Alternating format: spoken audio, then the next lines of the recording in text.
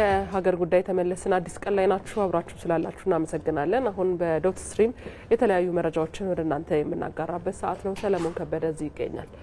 እንቆያችሁ መልካም እንግዲህ በማህበራዊ ትስስር ገጾች በስፋት ሲጋሩ የነበሩ መረጃዎችን እንመለከታለን። ከነዚህ መካከል ደግሞ ብዙዎች ሲመለከቱትና ሐሳብ አስተያየታቸውን ሲሰጡበት የነበረው አንደኛው ጉዳይ ከሀገር ውስጥ ተደራጅተው በተሽከርካሪ የሚደረጉ ዘረፋዎች በአዲስ አበባ እንደተበራከቱ ይታወቃል። በትናንትናው ዕለት ፌዴራል ፖሊስ እንደዚሁም ደግሞ ከአዲስ አበባ ፖሊስ የተወጣጡ ከፍተኛ አመራሮች በዚህ ጉዳይ ላይ ያለውን በከተማው ያለውን የወንጀል መስፋፋት እንደዚሁም እየተሰሩ ያሉ ስራዎችን በተመለከተ ግምገማ አካሂደዋል። በዚህም እንግዲህ አሁን ላይ ፖሊሶች እየተሰሩት ባሉ ስራ በትብብር እየተሰራ ባለ ስራ በተለይ ተደራጅተው በተሽከርካሪ የሚደረጉ ዘረፋዎች አሉ አይደለ ሸዋሸዋ ብለን የምንጠራው ከዚህም ባለፈ ደግሞ ተሽከርካሪዎችን እየተጠቀሙ ትልልቅ ወንጀሎችን የሚፈጽሙ አሉ። ተሽከርካሪ ያላቸውን ሰዎች ጭምር በራይድ ወይም በሌሎች አገልግሎቶች ከጠሯቸው በኋላ ለከፍተኛ አደጋ እስከሞት በደረሰ አደጋ ውስጥ የከተቷቸውን ሰዎች እናስታውሳለን። ይህንን እንግዲህ በተቻለ አቅም ለመቀነስ ተችሏል ተብሏል። ከዚህ ጋር ተያይዞ በርካታ ተጠርጣሪዎች ተይዘው በምርመራ ላይ እንደሚገኙና እርምጃም እንደሚወሰድ ፌዴራል ፖሊስ እንደዚሁም የአዲስ አበባ ፖሊስ አሳውቀዋል። በቅርቡም ለሕዝብ ይፋ እንደሚያደርጉት ነው መረጃውን የገለጹት። ከዚህ ባለፈ ደግሞ ኢትዮጵያ ውስጥ በስፋት እየታየ ያለውና ብዙዎቻችን ይገጥመናል ብዬ የማስበው ከባንክ ጋር በተያያዘ የሚደረጉ ማጭበርበሮች ናቸው። በርካቶች ስራዬ ብለው ይዘውት እንግዲህ ምናልባት አሁን ከሶስታችን ያልተደወለለት ይኖራል። እኔ በተደጋጋሚ ያጋጥመኛል እና እንደዚህ አይነት ወንጀሎችም አሉ። ከዚህ ጋር በተያያዘ ምን እየተደረገ ነው የሚለው የህዝቡ ጥያቄ ነው። እንደዚህ አይነት ወንጀል ላይ የተሳተፉ ያሉ ግለሰቦች ምን እርምጃ እየተወሰደባቸው ነው የሚለው እንግዲህ ብዙዎች ጥያቄ ነበረ። ከዚህ ጋር በተያያዘ በርካታ ተጠርጣሪዎች ከነሚጠቀሙባቸው አገልግሎት መስጫዎች በቁጥጥር ስር እንደዋሉ ተገልጿል። በእነሱም ላይ ምርመራ ተጣርቶ በቅርቡ እንግዲህ ለህዝብ ይፋ እንደሚደረግ ነው የተነገረው። እንግዲህ ህዝቡ የራሱን ጥንቃቄ ማድረግ አለበት። በተደጋጋሚ በሚዲያዎችም ባንኮችም ራሳቸው ሌሎችም ተቋማት ከዚህ ጥንቃቄ እንዲያደርጉ ጥሪ ሲያቀርቡ ነበር። ነገር ግን አንዳንድ ግለሰቦች ደግሞ ባለማወቅ በርካታ ገንዘብ ተጭበርብረዋል። ኢቢሲም እንደዚሁ ዘገባ ሰርቶበት ያውቃል አይደል? በተደጋጋሚ ሰዎችን ጭምር አነጋግረው ኢቢሲ ዘገባ ሰርቶበታል። ስለዚህ እንግዲህ የራሳችንን ጥንቃቄ ማድረግ አስፈላጊ ነው። ነገር ግን እርምጃ እየተወሰደ መሆኑ ተገልጿል ማለት ነው። ብዙዎች ታዲያ በዚህ ልጥፍ ስር ወይም በፌስቡክ ከተጋራ በኋላ ከስር በርካታ አስተያየት ሲያሰፍሩ ነበር። የተለያዩ ወንጀሎች አሁንም ይስተዋላሉና ፖሊስ እንግዲህ አሁንም እርምጃውን ማጠናከር እንዳለበት እስካሁን የተደረገው ጥሩ መሆኑን አንስተው በቀጣይም ደግሞ ጠንካራ እርምጃዎች እንዲወሰዱና የተሻለች ከተማ ሰላማዊ የተጠበቀ ከተማ ሆና እንድትቀጥል አዲስ አበባ ፖሊስ የሚያደርገውን እንቅስቃሴ አጠናክሮ እንዲቀጥል ጥሪ አቅርበዋል። ወደ ቀጣዩ መረጃ እንለፍ። እንግዲህ አዲስ አበባ ላይ እስከ ምሽት እንቅስቃሴዎች ይደረጋሉ። ታዲያ እንቅስቃሴዎች እስከ ምሽት መደረጋቸውን ተከትሎ የትራንስፖርት ፍላጎትም አንዱና ዋነኛው ነው። ከትናንትና ጀምሮ እስከ 4 ሰዓት ድረስ የትኛውም ትራንስፖርት ሰጪ አካል ትራንስፖርት እንዲሰጥ የሚያስገድድ ደንብ ተግባራዊ ተደርጓል። የአዲስ አበባ ትራንስፖርት ቢሮ ነው እንግዲህ ይህንን ደንብ ደንግጎ በአዲስ አበባ ካቢኔ ከጸደቀ በኋላ ከትናንት ጀምሮ ተግባራዊ ሆኗል የተባለው። ይህን ተከትሎ እንግዲህ የትኛውም ትራንስፖርት ሰጪ እስከ 4 ሰዓት ድረስ ማገልገል ይኖርበታል። በዚህ ውስጥ እንግዲህ ተሳታፊ ካልሆኑ እስከ 5000 ብር የሚደርስ ቅጣት አለውም የተባለው። ነገር ግን ይህ ብቻ አይደለም ችግሩ አይደለ? ምሽት ላይ ትራንስፖርት ማግኘት ሳይሆን ችግሩ ከዛ ባለፈ ደግሞ የሚከፈለው ክፍያም ነው። በቀን በ10 ብር ወይም ደግሞ በ20 ብር ሄድ ነው መንገድ ማታ 50 ብር ሊሆን ይችላል። በዚህ ላይ ደህንነቱ የተጠበቀም ላይሆን ይችላል። እንደዚሁም ደግሞ አንዳንድ ጊዜ ቀን ላይ ያሉ የስምሪት መንገዶች ወይም ደግሞ መዳረሻዎች ማታ ላይ ላይኖሩ ይችላሉ ማለት ነው። ስለዚህ ይህን ተከትሎ እንዲህ አይነት መሰል ችግሮችም ምሽት ላይ ከተስተዋሉ ለምሳሌ በትክክለኛው መስመር ካልተጓዙ፣ ከታሪፍ በላይ ካስከፈሉ፣ እንደዚሁም ደግሞ አገልግሎት ጭምር ካቋረጡ እንደ መነሻ ከ5000 ብር ጀምሮ ቅጣት ይጣልባቸዋል ተብሏል። ነገር ግን ይህ ታክሲዎችን ብቻ የሚመለከት አይደለም። መንግስት የሚያስተዳድራቸውም አገልግሎት ሰጪ የትራንስፖርት ተቋማት ባሶችን ጨምሮ ማለት ነው እስከ ምሽት 4 ሰዓት ድረስ አገልግሎት ይሰጣሉ ተብሏል። ይህም እንግዲህ በተወሰነ መልኩ የህዝቡን የትራንስፖርት ችግር እንደሚቀንስ ነው የተገለጸው። እንግዲህ ብዙዎች በዚህም ሀሳብ ላይ በዚህ ፖስት ላይም እንደዚሁ ሀሳባቸውን ሲሰጡ ተመልክቻለሁ። በትክክል ተግባራዊ የሚደረግ ከሆነ የህዝቡን ችግር ሊቀርፍ የሚችልና ሊበረታታ የሚገባው ተግባር ነው ብለዋል። ወደ ሌላው መረጃችን እንሻገር። ሩሲያና አሜሪካ የተሻሻለ ግንኙነት ላይ ናቸው ማለት እንችላለን። ዶናልድ ትራምፕ ወደ ዋይት ሃውስ ከመጡ በኋላ በእርግጥ እሳቸው ከዚህ በፊትም በነበረው የስልጣን ዘመናቸው አሜሪካ ልትቀራረባቸው አትችልም፣ እንደዚሁም ደግሞ ታሪካዊ ጠላቶች ናቸው ከምትላቸው ጋር ቁጭ ብለው ሲወያዩና ሲነጋገሩ እናስታውሳለን። ከሰሜን ኮሪያው መሪ ጋር መገናኘታቸውን እናስታውሳለን ከዚህ በፊት በነበረው የስልጣን ዘመናቸው። አሁንም እንግዲህ ከፕሬዚዳንት ፑቲን ጋር በአካል ባይገናኙም በስልክ ብዙ ጊዜ እንደተደዋወሉ ሰምተናል። ረዘም ያሉ ንግግሮችንም ሲያደርጉ ነበረ።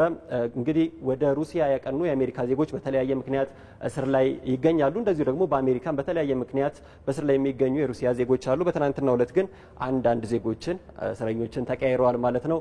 ወደ ሩሲያ ያቀናች አንድ የባሌ ዳንሰር የአሜሪካዊት በእስር ላይ ቆይታ ነበር። እንደዚሁም ደግሞ አንድ የጀርመንና የሩሲያ ዜግነት ያለው ነጋዴም እንደዚሁ በአሜሪካ በእስር ላይ ቆይቶ ነበረ።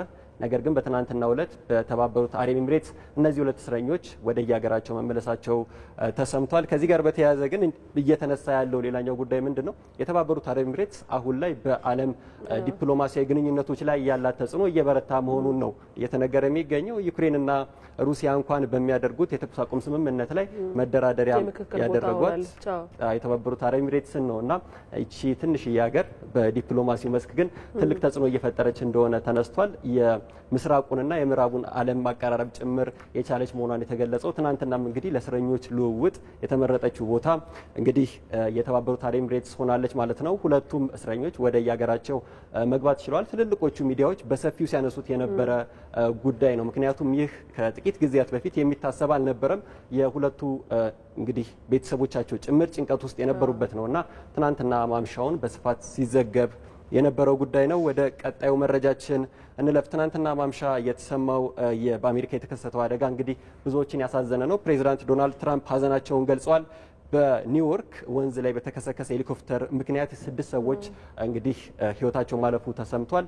በዚህ ምክንያት እንግዲህ በአካባቢው ነፍስ አድን የነበሩ ሰዎች እንግዲህ እየተንቀሳቀሱ ነበር ህይወታቸውን ለማዳን በፍጥነት ደርሰዋል። ነገር ግን ሄሊኮፕተሩ በጣም ከርቀት ነው የተከሰከሰውና በውስጡ ያሉ ዜጎች ህይወታቸውን ማትረፍ አልተቻለም። በአሜሪካ የተለመደ ነው። ሰዎች ትልልቅ ከተሞችን በሄሊኮፕተር እየዞሩ ጉብኝት ያደርጋሉ። ትናንትና አደጋ የደረሰባቸው ግለሰቦች የሄሊኮፕተር ላይ ሆነው እንግዲህ ኒውዮርክ አካባቢን ወንዙ ያለበትንም አካባቢ ጭምር እየጎበኙ ነበር ተብሏል። ነገር ግን እንግዲህ እስካሁን አልታወቀም ያደጋው መንስኤ ምን እንደሆነ እየተጣራ ነው ተብሏል። እንግዲህ የሄሊኮፕተሩ ወንዙ ላይ በመከስከሱ ህይወታቸው ሊያልፍ ችሏል ተብሏል። ከዚህ ጋር በተያያዘ ግን አሜሪካ ከቅርብ ጊዜ ወዲህ በአውሮፕላን ወይም ደግሞ እንግዲህ ከዚህ ከበረራዎች ጋር በተያያዘ ተደጋጋሚ አደጋ እየገጠማት ነውና በደንብ ሊፈተሽ ይገባል የአቪዬሽን ኢንዱስትሪዋ የሚል ሰፋፊ ትንተናዎች እየወጡ ይገኛሉ። ፕሬዚዳንት ዶናልድ ትራምፕም ይህንን አረጋግጠዋል። ሰፊ ምርመራ እናደርጋለን ለቤተሰቦች ቸው ግን መጽናናትን እመኛለሁ ብለዋል። የኒውዮርክ ከንቲባም እንደዚሁ መጽናናትን እንመኛለን፣ በፍጥነት ለመድረስ ሞክረናል፣ ነገር ግን ህይወታቸውን መታደግ አልቻልንም ብለዋል። አራቱ እንግዲህ በዛው በቦታው ህይወታቸው ማለፉ ተሰምተዋል። ሁለቱ ደግሞ ወደ ሆስፒታል ካቀኑ በኋላ ነው ህይወታቸው ያለፈው። 2009 ላይ ወደ ኋላ መለስ ብለን ስንመለከት በፈረንጆቹ እንደዚሁ መሰል አደጋ በዚህ ወንዝ ላይ ያጋጥሞ ነበር። ያኔም እንግዲህ ቱሪስቶች ናቸው በሄሊኮፕተር ኒውዮርክን ተዟዙረው ሲጎበኙ አደጋ የገጠማቸውና ከዛ በኋላ ዛሬ የተከሰተው ትናንትና ማምሻውን የተከሰተው አደጋ ነው እንግዲህ የተከሰተው ማለት ነው። ይህ ወደ ኋላ ሄደን እንድናስታውስም አድርጎናል። ነገር ግን አሁን ላይ የአሜሪካ አቪዬሽን ኢንዱስትሪ መፈተሽ አለበት የሚለው ብዙዎች ያነሱት ጉዳይ ነው። በመጨረሻ ከጉግል ማፕ ጋር የተያዘ አንድ ጉዳይ እናንሳ።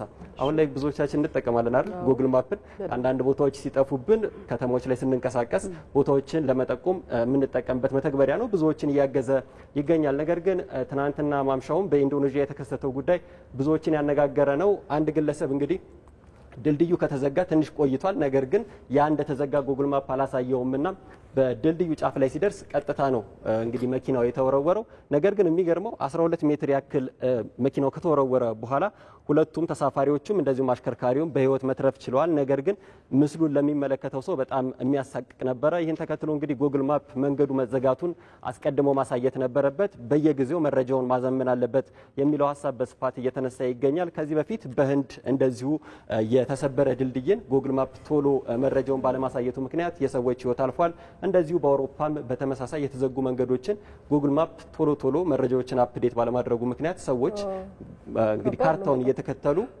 አደጋ ላይ ተጋልጠዋል ማለት ነው። የትናንት ማታው ግን እንደው ለተመልካቾች ለማሳየት ምስሉ አስደንጋጭ ስለሆነ ሳንይዘው ገባን እንጂ በጣም የሚያስፈራ ነበር። ከ12 ሜትር ላይ በመኪና መወርወር ሰዎቹም በጣም እድለኛ ናቸው የሚለው ነው እየተነሳ የሚገኘው።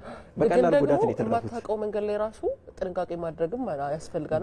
ፊት ለፊት ምን ያጋጥመኛል ብለ ቀጥታ ካርታን እየተከተሉ ነው። አይ ባለፈው አሁን ሰለሞን እንዳልከው የተሰበረ መንገዱ ተበላሽቶ ያንን ባለማሳየቱ አደጋ የደረሰባቸው ሰዎችም ጉግል ማፕን ከሰው እንደነበር እናስታውሳለን። በትክክል ከፍተኛ ክስ ላይ ነበሩ የነበሩት። በህንድም እንደዚሁ 3 ያህል ሰዎች ህይወታቸው አልፎ ነበር። የትናንትናው በኢንዶኔዥያ የተፈጠረው ግን ሰዎቹን እድለኛ ያስባለ ነው። ቀላል ጉዳትን የደረሰባቸው ነገር ግን የተወረወሩበት መንገድ ብዙዎች ሰው እንዴት ከዚህ አይነት ነገር ይተርፋል ብለው ለማንኛውም ሙሉ ለሙሉ ማመን ያስፈልግ በስፋት ሲጋራ ነበረ። መተግበሪያዎች እንግዲህ ቶሎ መዘመን እንዳለባቸው ማሳያ ነው ተብሏል። በማህበራዊ ትስስር ገጾች በስፋት እንግዲህ ብዙዎች ሲጋሯቸው የነበሩ ጉዳዮች ይህን ይመስሉ ነበር። ወደ እናንተ ልመለስ። እናመሰግናለን።